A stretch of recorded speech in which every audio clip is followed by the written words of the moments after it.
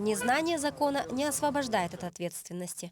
Правила дорожного движения обязаны соблюдать все, в том числе и пешеходы.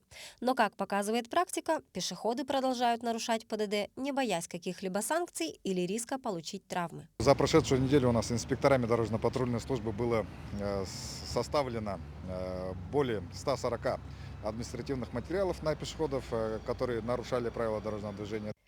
Пешеходы зачастую считают, что негласное правило «водитель всегда виноват» распространяется на все ситуации. А между делом это не совсем так. Пункт 10.1 предусматривает ответственность водителей за превышение скорости, а также при несвоевременном обнаружении опасности, когда у водителя имел техническую возможность избежать столкновения, наезда на пешехода, на велосипедиста, с учетом того, что он ранее заметил.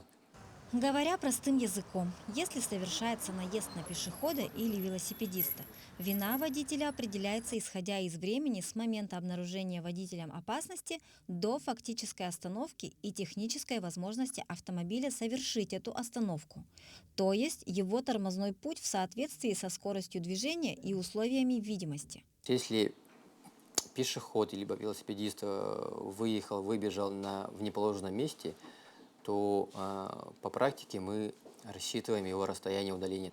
И при назначении экспертизы, получается, мы в исходных данных именно берем расстояние удаления к моменту обнаружения опасности именно для водителя.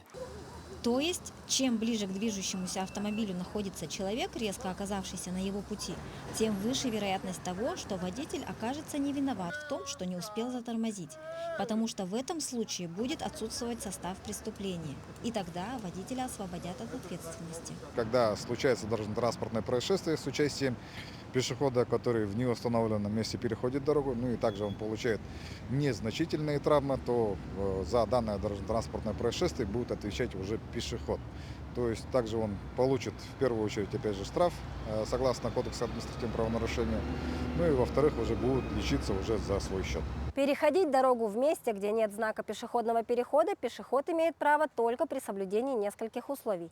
То есть, если в зоне его видимости нет знака пешеходного перехода, если на дороге нет разделительной полосы и если нет движущихся транспортных средств. Мария Кардашевская, Александр Жуков, Виктор Дьячковский, Якутск.